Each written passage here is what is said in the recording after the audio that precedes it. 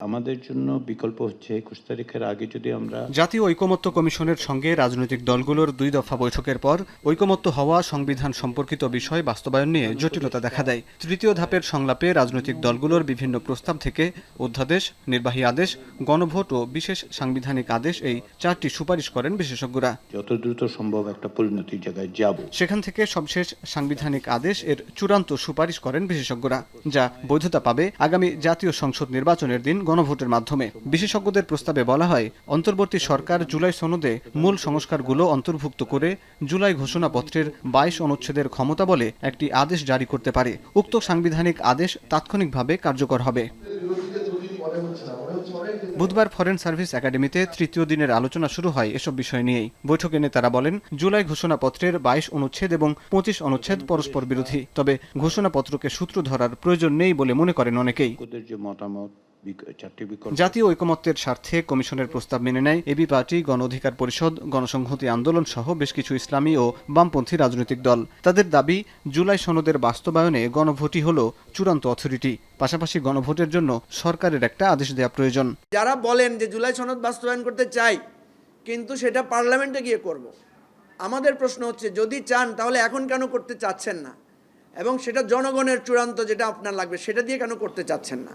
বিএনপির বক্তব্য, অন্তর্বর্তী সরকার যেভাবে গঠিত হয়েছে সেভাবে সংবিধানের 106 ধারা অনুযায়ী উচ্চ আদালতের পরামর্শে জুলাই সনদ ঘোষণা করা যেতে পারে। তবে দলটি মনে করে, সংবিধানের মৌলিক কাঠামো পরিবর্তনের ক্ষমতা সংসদের নেই। পরবর্তী সংসদ গঠিত হবার পর গণভোটের কথা বলছে দলটি। এখনই কার্যকর করার মতো কোনো দলিল প্রণয়নের ক্ষেত্রে এই সরকার কোনো উদ্যোগ গ্রহণ করতে পারে কিনা। জুডিশিয়ারি কি বলে, আমরা জুডিশিয়ারির কাছে যাই। সংসদ বেসিক স্ট্রাকচার চেঞ্জ করতে পারবে, সেটা বলা আছে। যদি সে বেসিক স্ট্রাকচার চেঞ্জ করে, সেটা লেজিটিমেসি নেওয়ার জন্য আর্টিকেল 142 অনুসারে গণভোটে যেতে হবে জনগণের কাছে, before the signature of the president.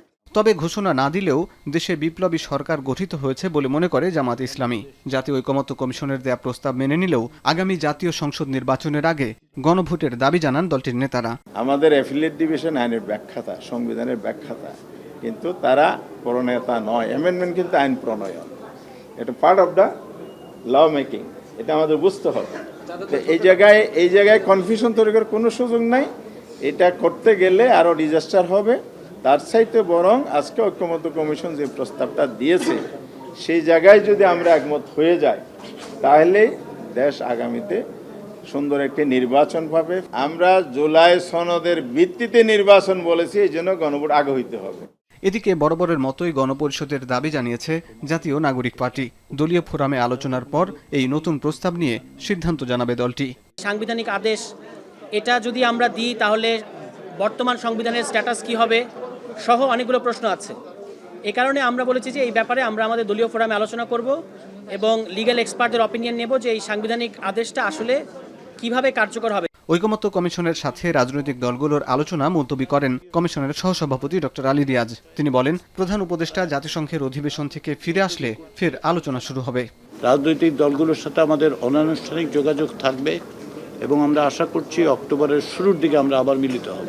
Hasib বিল্লাহ, এখন ঢাকা।